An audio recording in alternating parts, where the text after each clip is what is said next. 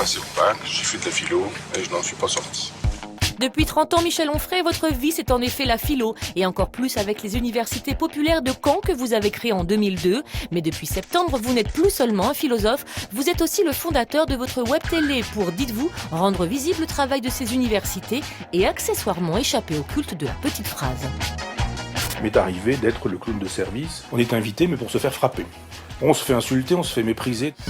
Et certains ont même songé à vous brûler. La faute, selon vous, au système médiatique. Les journalistes, ils sont même victimes de ce système.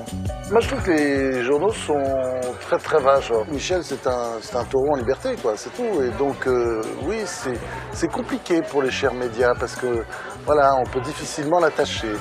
Mais il faut dire que vous avez un peu donné le ton. Il faut philosopher au marteau. Pourtant, avant de marteler, vous avez aussi trinqué, dégusté et n'avez pas été toujours ce philosophe polémiste. Un anarchiste, il met une cravate ? Mais absolument, il y a des petits poussins jaunes sur ma cravate. Le public vous a d'abord connu jouissif avec une série d'ouvrages célébrant la philosophie hédoniste. Pour moi, c'est un personnage totalement prométhéen. C'est-à-dire, il nous ressort comme ça régulièrement des livres, mais je dirais presque que c'est des livres de toute une vie. En 2010, vous sifflez la fin de la récré en vous attaquant à Freud, vous affolez le monde de la psychanalyse, mais ce n'est rien à côté de la colère que vous pouvez provoquer chez les responsables politiques. Politiquement, vous n'avez pas de famille.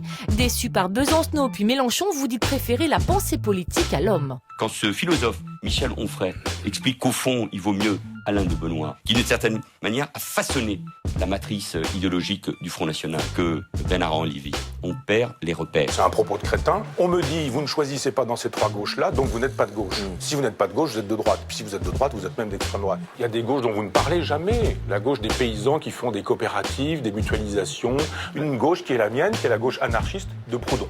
Libre et libertaire, vous êtes bien décidé à ne pas voter aux prochaines élections. D'ici là, vous ne resterez sans doute pas en marge des débats politiques, avec ou sans petite phrase. L'ironie, c'est pas une fin en soi. Le bon mot, c'est pas une fin en soi. Je pense qu'il faudrait redire des choses politiques, redire des choses qu'on ne dit pas. Et c'est justement pour dire des choses que Michel Onfray, on vous a invité.